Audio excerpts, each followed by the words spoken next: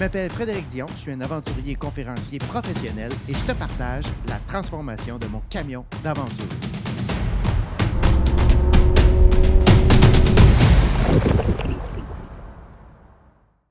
C'est la première vidéo d'une série qui parle de ma prochaine aventure. C'est pas une aventure sur le terrain comme d'habitude, c'est une aventure qui va me permettre de bâtir mon camion d'aventure, qui va me permettre d'avoir une base pour après ça me projeter dans différentes aventures.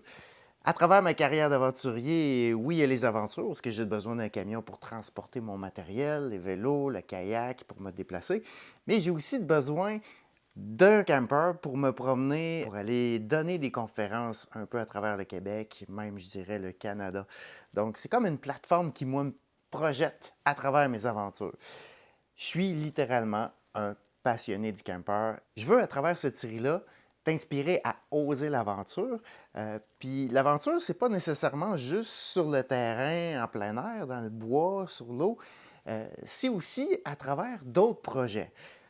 Pour moi, bâtir un camper, c'est une autre aventure, une aventure qui me passionne. J'espère à travers ça te donner des outils qui vont t'aider, toi, à bâtir ton camper ou peut-être, si tu n'en as pas, de t'inspirer à en avoir un. Je ne suis pas un professionnel dans le domaine, je suis un passionné de ça. J'en ai fait 3 à date. Des erreurs que j'ai faites, que je ne veux pas refaire, ou des idées que j'ai eues, que j'avais eues nulle part, puis que finalement, ça fonctionne très bien. Peut-être qu'à travers cette vidéo-là, je vais arriver avec des trucs, des idées, des astuces qui n'existent pas sur le marché. Tu pourras peut-être t'en inspirer. Là, on est au mois de mars. Mon camion, il est dans l'abri, sous la neige, il fait froid. C'est pas un bon moment pour commencer une transformation, mais c'est pas grave parce qu'il y a plein d'étapes qu'on peut faire avant ça. Quand je fais mes aventures, j'ai des outils qui m'aident, moi, à réaliser ces défis-là. C'est des outils techniques, psychologiques, qui m'aident à franchir le défi une étape à la fois. C'est très rare que je vais emmener les gens voir ma table de montage, mais sache que toutes mes aventures commencent ici. En préparant, en regardant les cartes, en cherchant des contacts, tout commence ici. C'est comme mon tableau de bord de début d'aventure, un peu comme le moment où est-ce que je crains la catapulte pour, quand c'est prêt, partir et puis vivre cette aventure-là. Et toujours ici, sur le bord de mon bureau, j'ai ça, qui m'aide à me concentrer puis à réaliser des défis puis des rêves. Un rêve écrit avec une date devient un objectif. Donc là, j'ai le projet de transformer mon camper prêt pour l'été, donc c'est le projet du printemps. Un objectif décomposé en plusieurs étapes devient un plan. Donc là, j'ai commencé à dresser mon plan puis à placer les affaires. Un plan soutenu par des actions devient réalité. Bon, on est à l'étape du rêve. Je me suis donné un plan dans le calendrier, mais ça prend aussi, dans le cas d'un camper, ça prend un plan physique. Mon premier camion, le dessin, ça avait été fait avec, en fait, j'avais pris une boîte de carton, puis j'avais en 3D fait le design du camion que je voulais, puis des morceaux pour voir si ces morceaux-là entraient dans l'espace que j'avais. Là, on est 5 ans plus tard et il y a des outils qui existent qui sont absolument extraordinaires. Puis là, j'en ai découvert un vraiment génial. Si jamais tu le veux, le lien est dans la description. Tu peux l'acheter, c'est pas cher et ça permet de designer complètement ton camion de A à Z, mais beaucoup plus précisément qu'avec une boîte de carton. C'est très convivial. C'est un système de dessin 3D pour des néophytes comme moi. Moi, j'ai acheté le programme. Ça m'a pris à peu près 1 heure à faire un premier design parce que je n'ai pas écouté les tutoriels. Évidemment, j'aime mieux l'apprendre par moi-même. Mais après, je suis allé écouter les tutoriels, puis ça m'a permis d'aller chercher les connaissances nécessaires puis les outils nécessaires pour aller un peu plus loin dans ce design-là. Mais en gros, en 2 heures, j'étais habile puis je pouvais faire pas mal ce que je voulais. Fait que je te montre mon camion. C'est un ProMaster 159.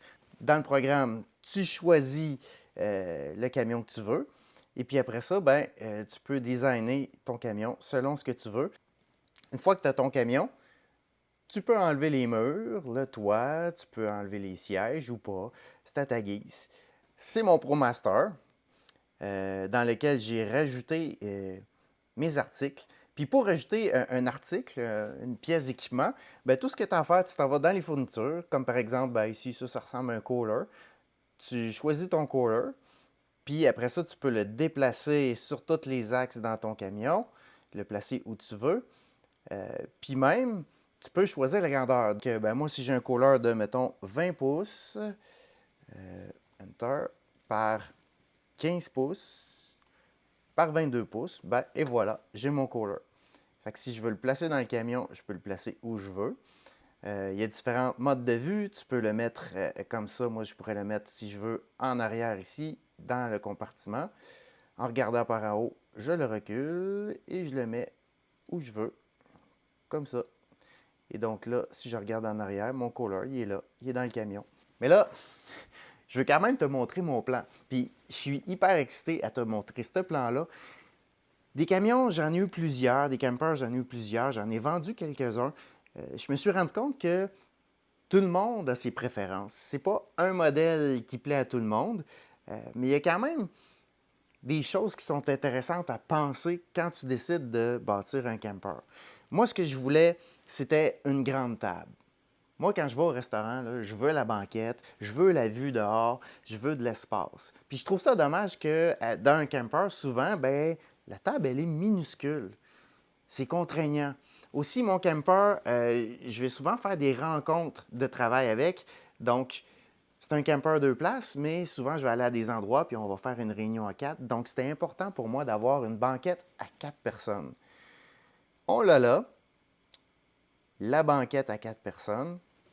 Je ne comprends pas les gens qui décident de ne pas utiliser les places en avant comme des sièges pour la table à manger.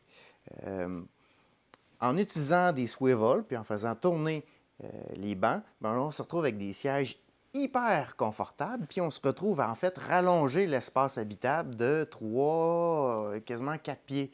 Donc, si on sert de ces chaises-là pour la banquette, ben c'est merveilleux. Tout ce qui reste à faire, c'est de rajouter une autre banquette comme ça. Une autre banquette à l'intérieur. Bon, là, on ne voit pas bien, fait que je vais enlever des compartiments. Toup, toup. Fait qu'on peut mieux voir l'intérieur. J'ai décidé d'utiliser les 2 sièges en avant, d'utiliser une banquette ici. Mon évier, il va venir en arrière de la banquette. Autre détail que je vois qui est souvent négligé dans un camper, le frigo. Il est souvent au sol. Mais le frigo, tu vas souvent fouiller dedans. Puis le fait qu'il soit au sol, ça t'oblige à te pencher puis à pas bien voir à l'intérieur. Donc, moi, mon frigo, j'aime ça qu'il soit à hauteur d'homme pour que quand je veux fouiller dedans, ben, c'est facile. Donc, pour moi, c'était un critère. Une grande table, 4 places assises, bien assises, un frigo à la bonne hauteur. Je veux une autonomie complète au niveau solaire. Et pour ça, ben, je me suis acheté une immense batterie. Je vais avoir un inverteur, des panneaux solaires sur le toit pour avoir un kit que j'aurai jamais à brancher, jamais.